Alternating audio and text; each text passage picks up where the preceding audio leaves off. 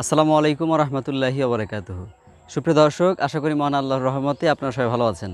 আজকে আমি আপনাদের সাথে আলোচনা করব ঘাস সম্পর্কে। আপনারা জানেন আমাদের চ্যানেলে আমরা কিন্তু নিয়মিত ঘাসের বিভিন্ন ধরনের ভিডিও আমরা আপনাদের সামনে উপস্থাপন করে থাকি।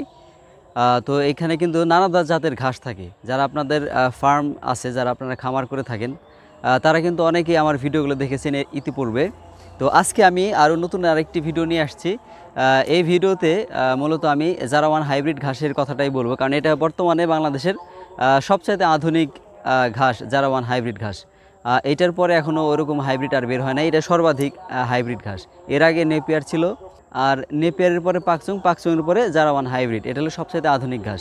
মানে এই ঘাসটা একবার কাটার পরে ৪৫ দিন পরে এই ঘাসটা কিন্তু আবার কাটা যায় আর কি। এই ঘাসটা কেটে খাওয়ানো যায় গরুকে।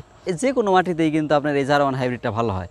বিশেষ করে বেলে দোআঁশ থাকলে সেটা সবচেয়ে বেশি ভালো হয়। তবে অনেকে কিন্তু বালু মাটিতে মধ্যেও কিন্তু এই ঘাসটা চাষাবাদ করতেছে, তাদেরও কিন্তু রেজাল্ট ভালো হয়েছে, তাদেরও কিন্তু ঘাস উৎপাদন হয়েছে। ঠিক আছে, এই জন্য যে কোনো জমিতে আপনারা এটা কিন্তু রোপণ করতে পারবেন। শুধু এতটুকু মাথায় রাখতে হবে, যে জমিতে রোপণ করেন না কেন সে জমিতে যেন অবশ্যই জলাবদ্ধ না হয়। কারণ যে সমস্ত জমিতে পানি উঠবে বা ৩ মাস ৪ মাস, বছরের ৫ মাস ৬ মাস বা আরও এর সাথেও বেশি যদি পানি থাকে কখনো কোনো জমিতে, তার জন্য কিন্তু আপনার আলাদা দুইটা ভ্যারাইটি জাত আছে।